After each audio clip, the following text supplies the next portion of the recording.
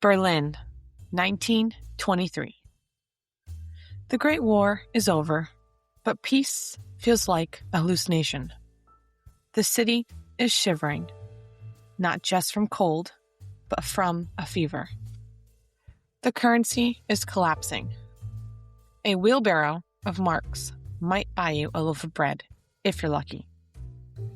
In the streets, there is chaos. But inside a plush, wood-paneled boardroom of the Grand Hotel, there is only order.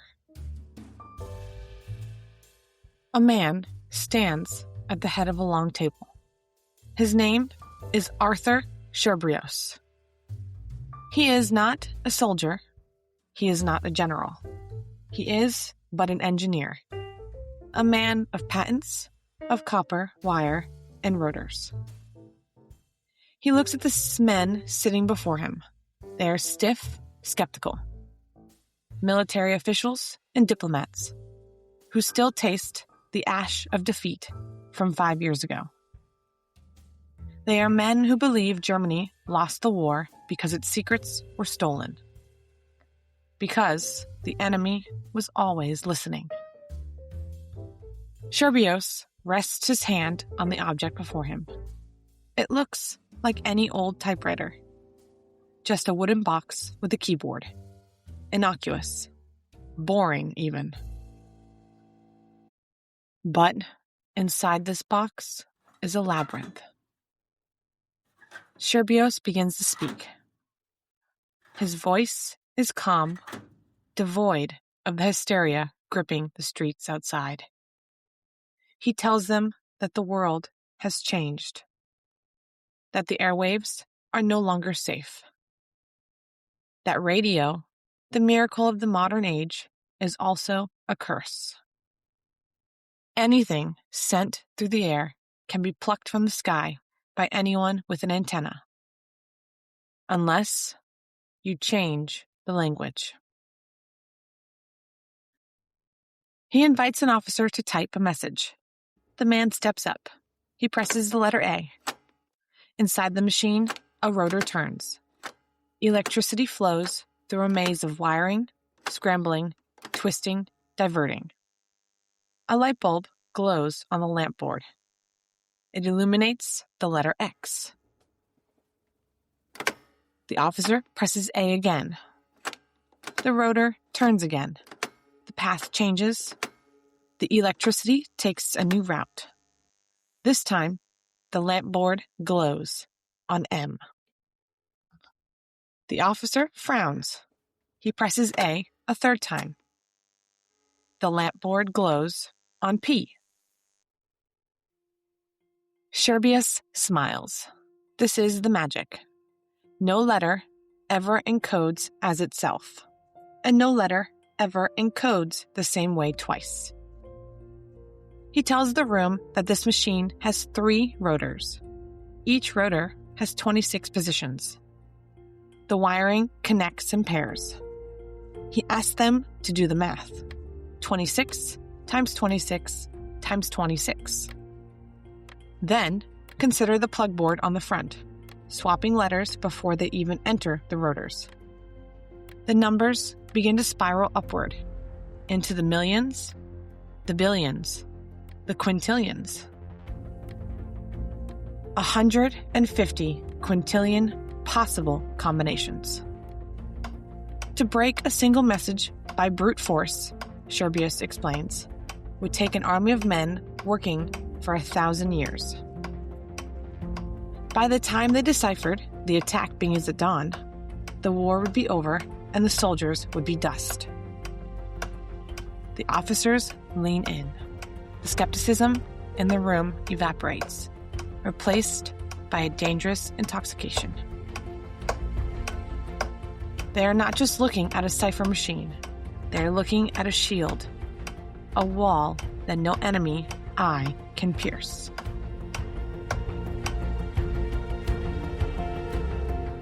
Scherbius makes them a promise that will seduce the Weimar, the Navy, and, eventually, the darkest elements of a rising regime. He tells them Even if the enemy captures the machine, they will never read a single message. Because without the daily settings, without the key that only you possess, this box is nothing but a paperweight. The deal is signed. The machines go into production, thousands of them. They will be installed in U-boats prowling the Atlantic, in command trucks rolling toward Poland, in the headquarters of the High Command.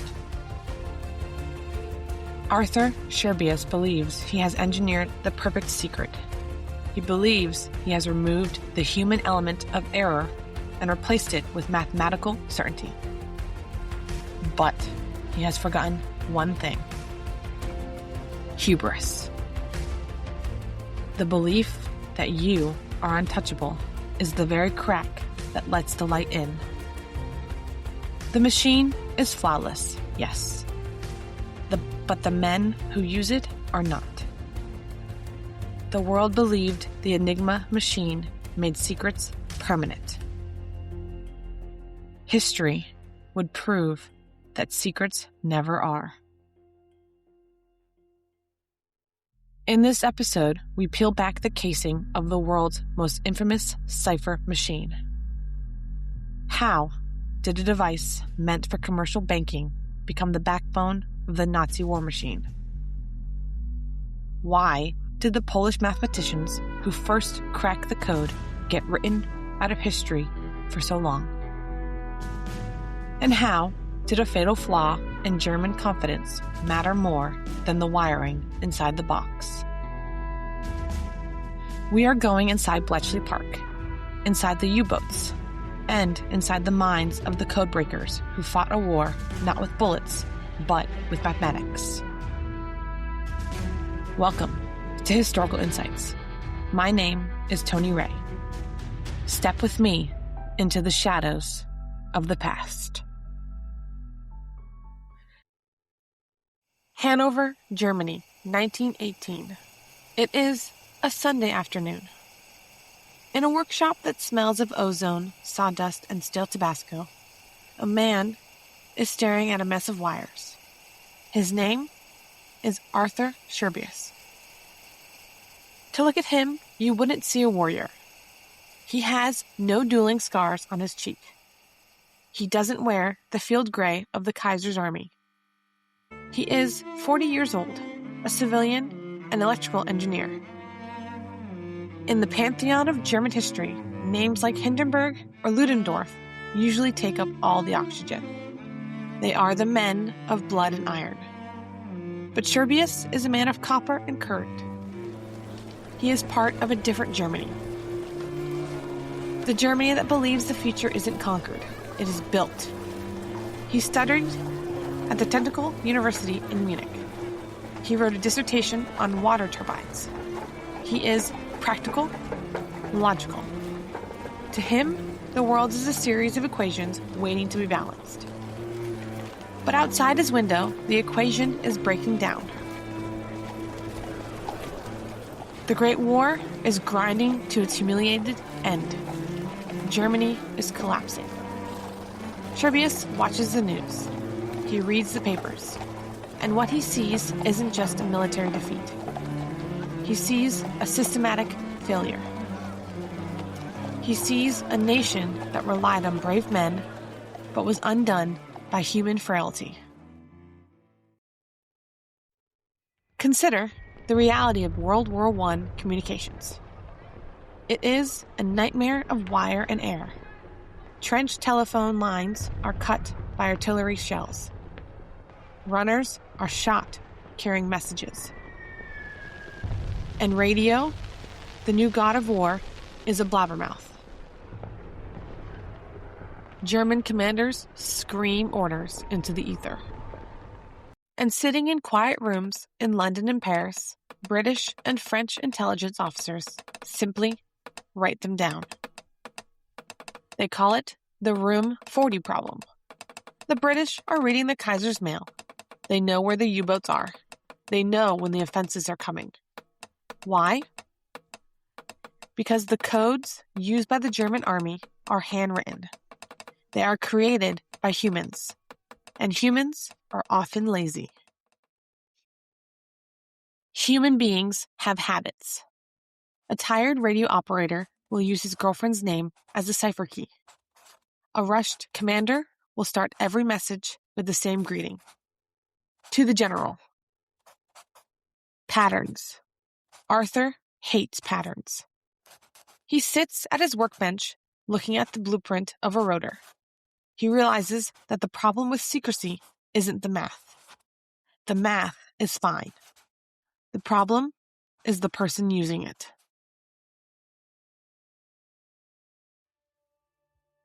He comes to a conclusion that will define the rest of his life. If you want a secret to remain a secret, you must remove the human hand from the equation. You cannot trust a soldier to be random. You cannot trust a general to be unpredictable. You must trust a machine. Arthur isn't the only one thinking this way. The air is thick with invention. The Dutch, the Swedes, the Americans. Engineers everywhere are flirting with the idea of rotor-based encryption. But Scherbius is the one who sees the full picture. In 1918, he files a patent. He calls it the Enigma. The name itself is Greek. It means riddle. But the machine is purely German industrialism. Imagine, if you will, the early prototypes. They are heavy, clunky. They look like cash registers melded with typewriters. Scherbius forms a company, Scherbius and Ritter. He envisions a world where his machine is on the desk of every banker, every diplomat, every CEO. He isn't thinking about war, not yet. He is thinking about commerce. He imagines banks sending financial transfers that no rival can steal. He imagines corporations protecting their trade secrets. He is a businessman, after all. And he believes he has built the ultimate product. But there is a problem. Nobody wants it.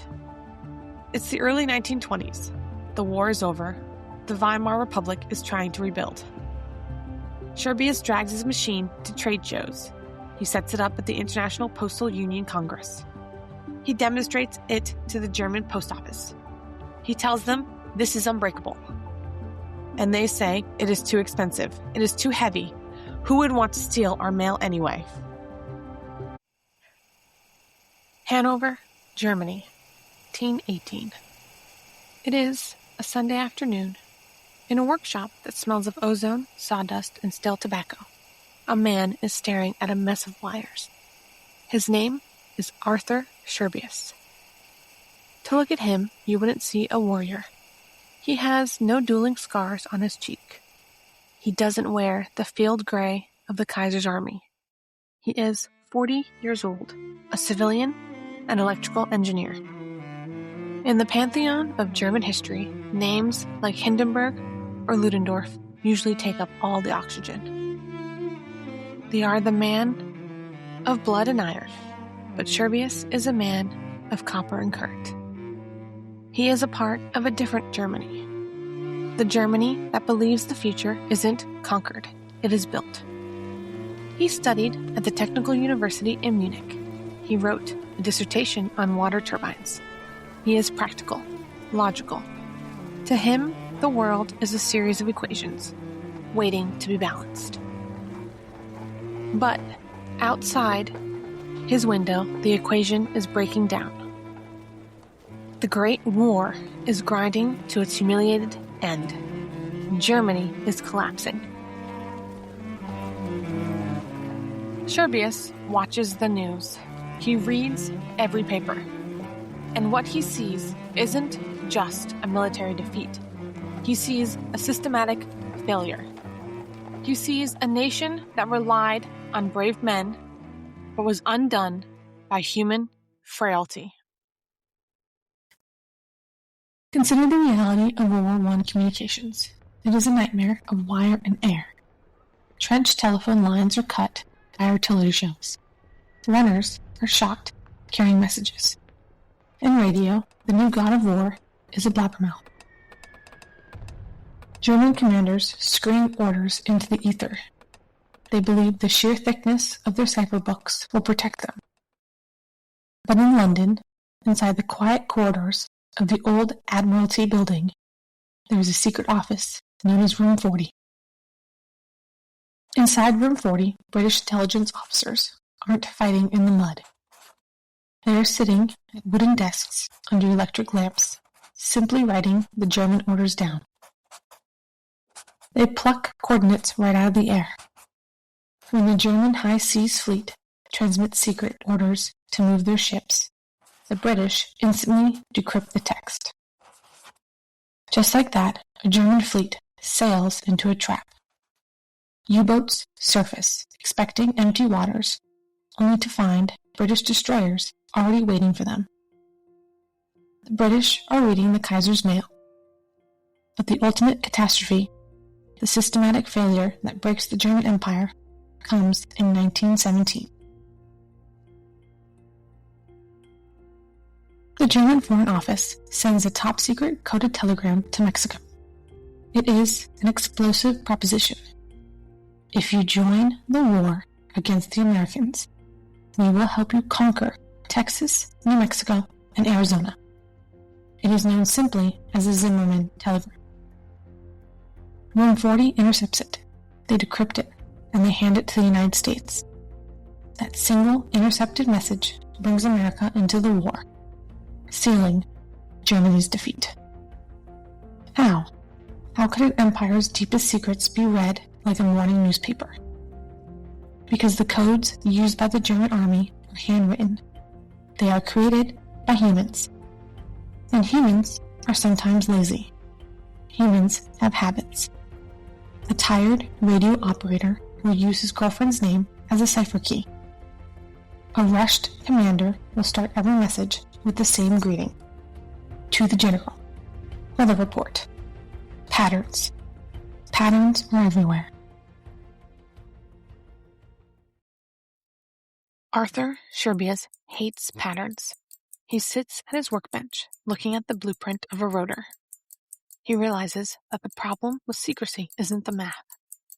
The math is fine. The problem is often the person using it. He comes to a conclusion that will define the rest of his life. If you want a secret to remain a secret, you must remove the human hand from the equation. You cannot trust a soldier to be random. You cannot trust a general to be unpredictable. You must trust a machine. Scherbius isn't the only one thinking this way. The air is thick with invention. The Dutch, the Swedes, the Americans. Engineers everywhere are flirting with the idea of rotor-based encryption. But Scherbius is the one who sees the full picture. In 1918, he files a patent. He calls it the Enigma. The name is Greek. It means riddle. But the machine itself is purely German industrialism. Imagine the early prototypes. They are heavy, clunky.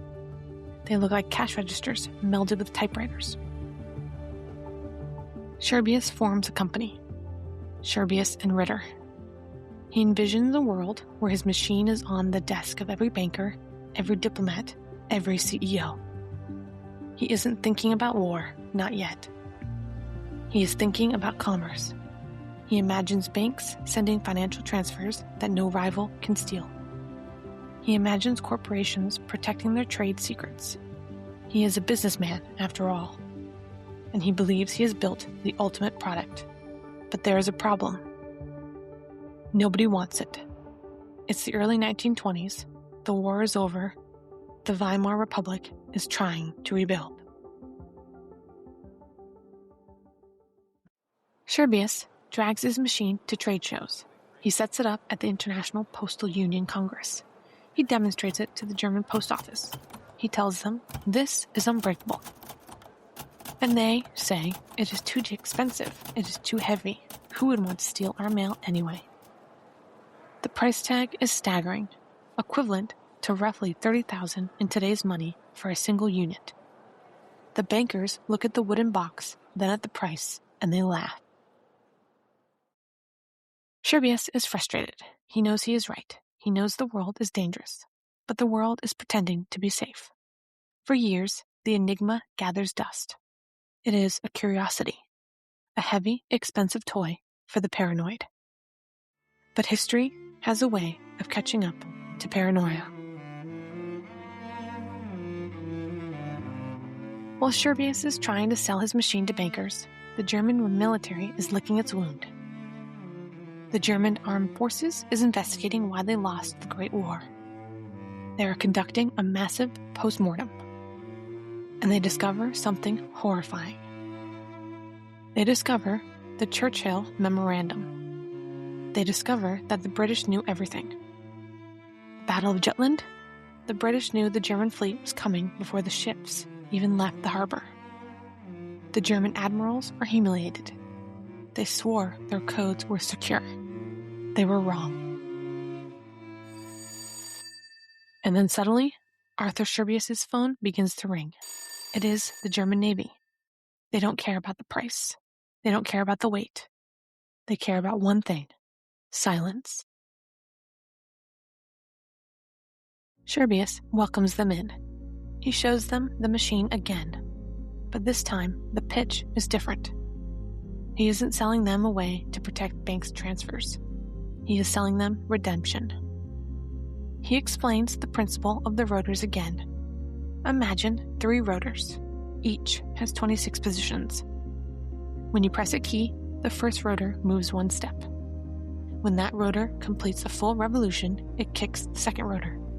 When the second completes, it kicks the third. It is like an odometer on a car. But instead of counting miles, it is scrambling truth. To the admirals, this is intoxicating. It means that a U-boat commander in the middle of the Atlantic can receive orders that appear as gibberish to the British, but clear as day to him. It means the German Navy can go dark. The contracts are signed. The Enigma goes into mass production. Scherbius modifies the machine for them. He makes it tougher. He adds the plug board on the front, exponentially increasing the complexity. He has done it. He has secured his legacy. He has given his country the ultimate lock. But Arthur Scherbius himself will never see the war his machine defines.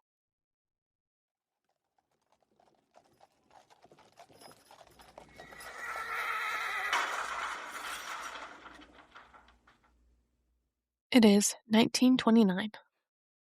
Arthur Scherbius is killed in a carriage accident. He dies before the Nazis take power.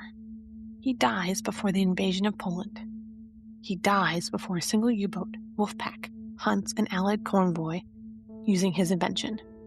He dies believing he has succeeded. He leaves behind a machine that is theoretically perfect, a machine that mathematically should not be broken. But in his obsession with removing human error, Scherbius missed something vital. He assumed the men using the machine would follow the rules. He assumed they wouldn't be lazy. He assumed they wouldn't get arrogant. He built a machine to fix humanity. But humanity is a very difficult thing to fix.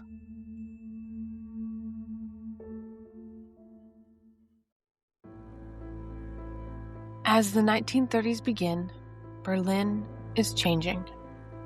The fragile democracy of the Weimar Republic is crumbling, giving way to the new Third Reich. Germany is secretly rearming.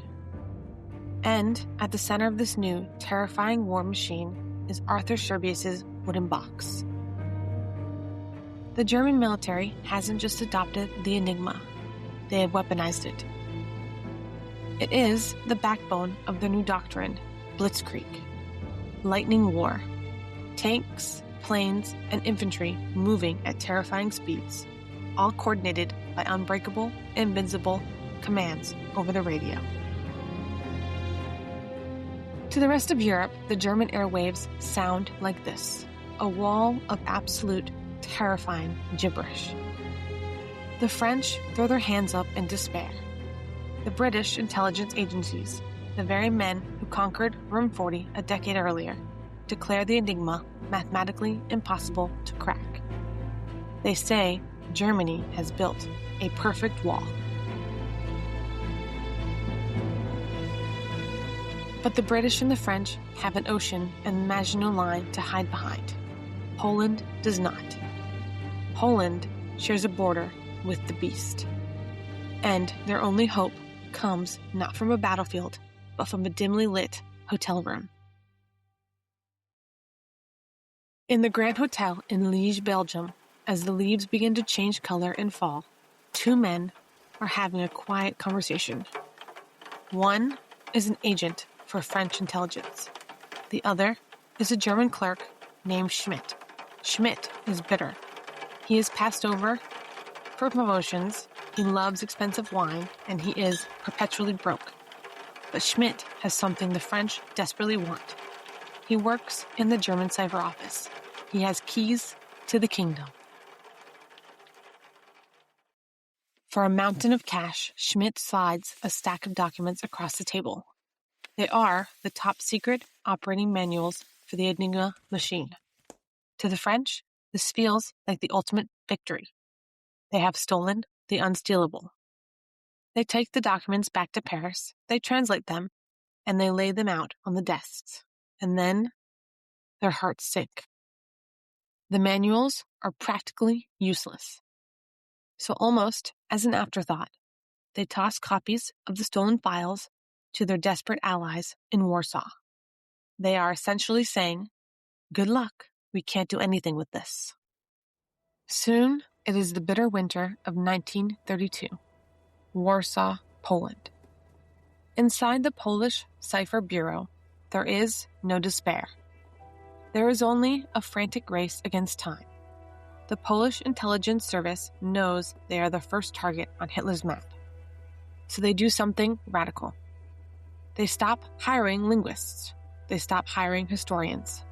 They hire, instead, a 27-year-old mathematician named Rejewski. Rejewski looks at the stolen manuals and he doesn't see a dead end.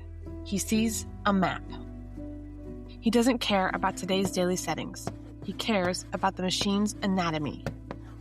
By looking at the stolen manual, Rejewski applies a complex field of math called permutation theory. He isn't trying to guess the passwords.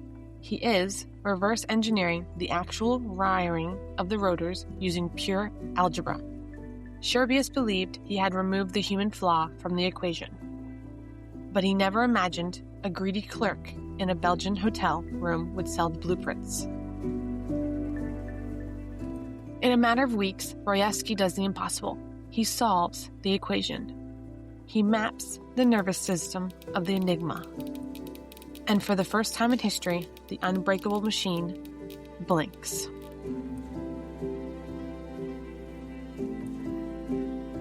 But mapping the machine on paper is only half the battle. The Germans change the Enigma settings every single day at midnight. To read their mail, Rejewski and his colleagues realize they cannot do the math by hand. There isn't enough time in a day. To beat a machine, they will have to build a machine.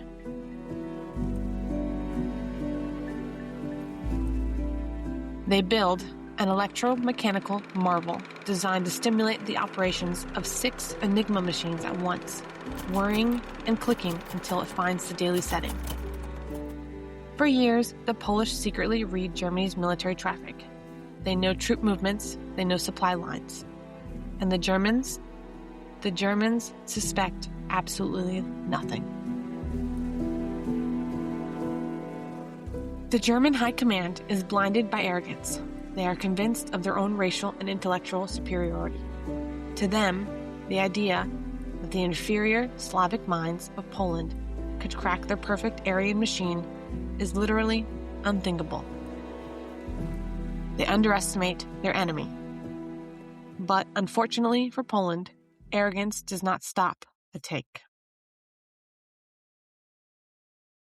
December 1938. The drums of war are beating loudly across Europe.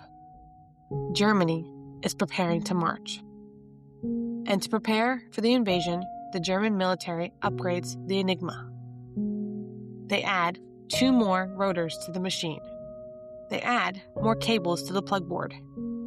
In an instant, the mathematical combinations explode. Rejewski's math is still correct, but the sheer volume of the new calculations overwhelms the Polish equipment. They simply do not have the money or the industrial capacity to build the massive new machines required to keep up. The Polish codebreakers have hit a wall, and outside their windows, the German army is massing at the border. Time has run out. On July 25th, 1939, just weeks before the world catches fire, deep in the prairie forest south of Warsaw, the Polish Cipher Bureau calls a secret meeting. They invite the top intelligence officers from France and Britain. The British arrive expecting the Polish to beg for help. They still believe the Enigma is invincible. Instead, the Polish lead them into a secret bunker, and they pull back a tarp. The British and French stare in absolute shock. The Polish explain the permutation theory. They explain the stolen manuals. And then Rejewski hands the British a replica of the Enigma machine, fully reverse-engineered, along with all his math. He hands them the key to the war. On September 1st, 1939, German tanks roll into Poland. The Blitzkrieg begins. The country is swallowed by the terrifying noise of dive bombers and artillery. The Polish Cipher Bureau is forced to flee into exile, their homeland destroyed. But they did not fail. They passed the baton just in time. The secret of the Enigma is now on a boat, crossing the English Channel. It is heading toward a quiet, unassuming Victorian mansion in Buckinghamshire, a place called Bletchley Park. It is a fragile package of hope. But while the British intelligence officers are setting up their chalkboards in the peaceful English countryside, the machine they are trying to break is tearing the world apart. It is 1940. The Blitzkrieg is tearing across Europe, and at the heart of this unstoppable German war machine is the Enigma. It is no longer just a wooden box on a desk. It is the invisible conductor of a global symphony of violence. Europe falls in a matter of weeks. Poland, Denmark, Norway, Belgium, the Netherlands, France. In previous wars, an army could only move as fast as a man on a horse could carry a message. But now a German general sitting in a command tent in the French countryside can type a few letters into a machine, and instantly a squadron of bombers stationed hundreds of miles away knows exactly what city to level. The airwaves are flooded with millions of encrypted messages. It is a scale of communication the world has never seen. But the true nightmare is happening in the freezing black waters of the Atlantic. Britain is an island. It cannot feed itself. It survives on the lifeline of merchant ships bringing food, oil, and ammunition from across the ocean. And the German Navy is determined to cut that throat. Admiral Karl Duntz uses a hardened, even more complex version of the naval Enigma to coordinate his wolf packs, swarms of U-boats hunting Allied merchant convoys. Before the Enigma, a submarine was a lone assassin. It would wander the ocean, hoping to stumble across a target. Now, they are a hive mind. A single U-boat spots a British convoy. It drops below the waves and taps out the coordinates on the Enigma. Within hours, half a dozen submarines converge on the exact same patch of ocean. They surface in the dead of night, surrounding their prey with absolute, terrifying synchronization. Millions of tons of shipping are sent to the bottom of the Atlantic. Thousands of sailors drown in freezing water, never even seeing the enemy that killed them. The Enigma is winning the war. And because the German High Command believes their communications are mathematically perfect, they do something unprecedented. They get reckless. They don't practice radio silence. They broadcast constantly. Generals micromanage tank skirmishes from comfortable offices in Berlin. Admirals chat with submarine captains over open radio waves, sending weather reports, birthday wishes, and routine supply requests. The illusion of absolute security breeds a fatal arrogance. Arthur Scherbius believed he was removing risk by taking the human element out of the cryptography. He believed the math would save them, but technology doesn't remove risk. It redistributes it. The Germans have eliminated risk of intercepted messages, but they have unknowingly put the fate of their entire empire and the lives of millions of men into a single, fragile basket. The assumption that their math cannot be beaten. They have built a fortress of encryption, but the drawbridge is down. And behind the high brick walls and the blackout curtains of Bletchley Park, the British are realizing the truth of this new kind of war. To defeat the wolf packs, they don't need more destroyers. To stop the blitzkrieg, they don't need more tanks. They need better mathematicians. Hut 8, Bletchley Park. Marian Rejewski gave the British the anatomy of the Enigma. But knowing how a lock is built is not the same as having the key. Every night at midnight, the Germans change the Enigma settings. 58 quintillion possible combinations. To break it, the British bring in a 27-year-old mathematician from Cambridge, a man who runs marathons in his spare time and wears a gas mask to avoid pollen. His name is Alan Turing.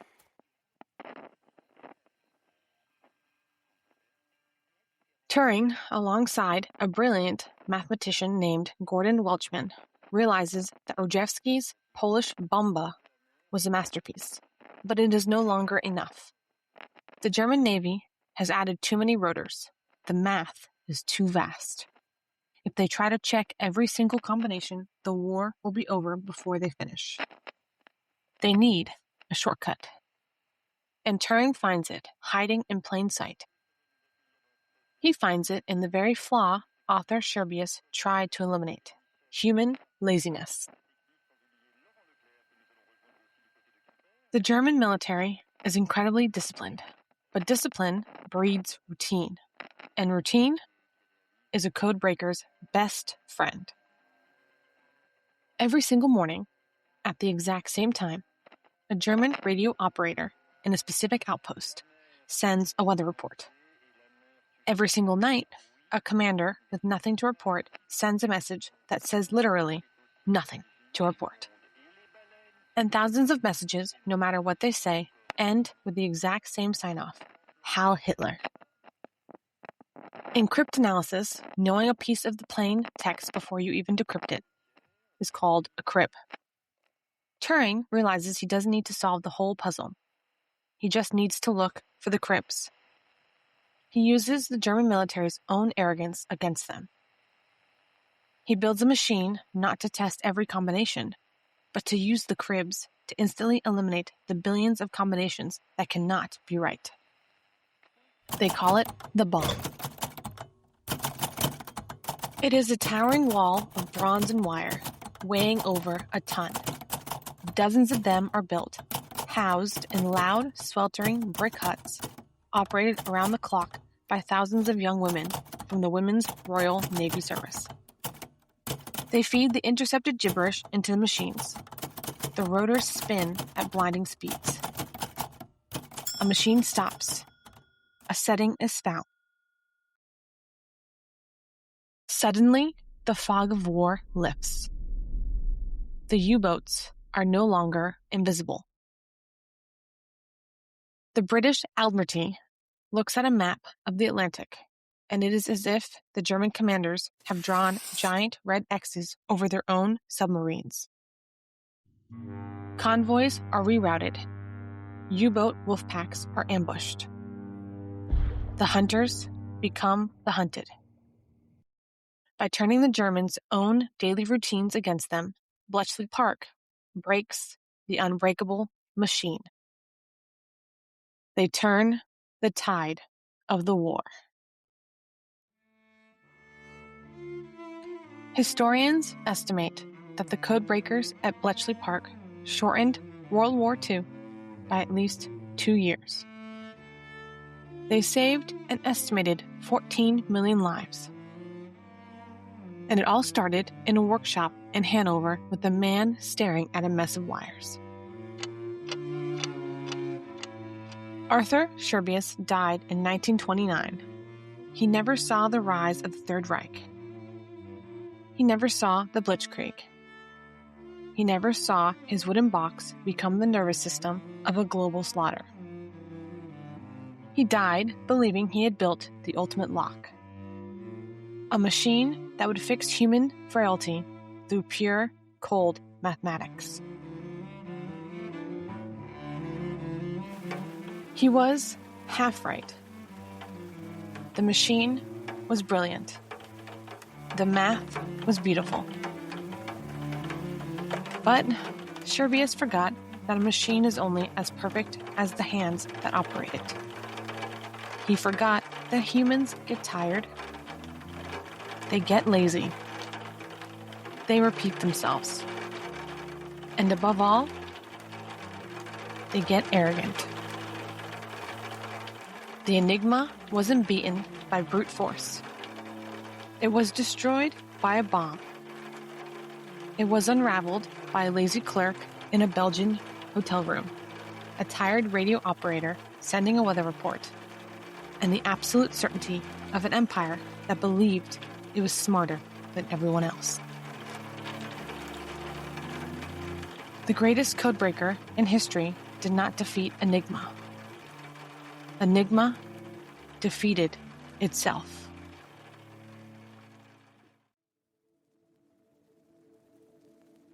The wooden boxes of Arthur Scherbius are gone now. Most are sitting behind glass in museums, their brass rotors tarnished, their wiring dead. But the ghost of Enigma is still with us. It is in the device you are using to listen to this podcast. When Alan Turing and his team built the bomb machines to defeat the Enigma, they didn't just win a war. They laid the foundation for modern computing. To beat a machine, they built a machine. And in doing so, they gave birth to the digital age. Today, we don't see brass rotors to hide our secrets. We use algorithms. We use AES 256 and end-to-end encryption. Instead of 158 quintillion combinations, our modern codes use numbers so large they have more zeros than there are atoms in the universe. Tech companies stand on stages today and promise us the exact same thing Arthur Scherbius promised the German Navy a century ago. This is Unbreakable. But Scherbius also left us a warning. We still build perfect mathematical fortresses, and we still leave the drawbridge down. Today, the greatest threat to global cybersecurity isn't a supercomputer brute forcing an algorithm. It is a tired employee clicking in a phishing link in an email. It is a CEO using the name of their dog as a password. It is a developer leaving a server unlocked. We still believe the myth of perfect security. We still want to believe that technology can save us from our own bad habits. But The lesson of the Enigma is the same today as it was in 1940. You can build the most mathematically perfect lock in the history of the world. But as long as a human being is holding the key, the system is already broken.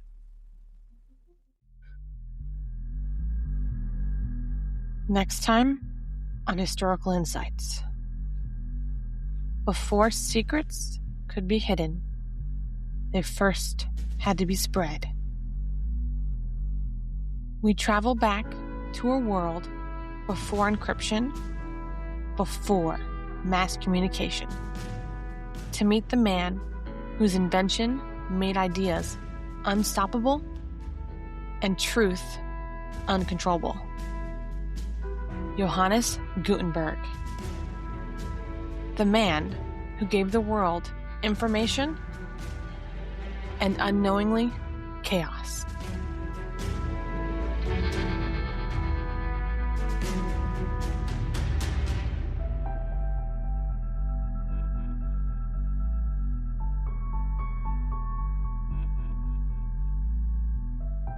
I'm Tony Ray, and this was Historical Insights. Thank you for joining on another adventure through time. I will leave you with this one thought. History doesn't change when inventions are created. It changes when people believe in them.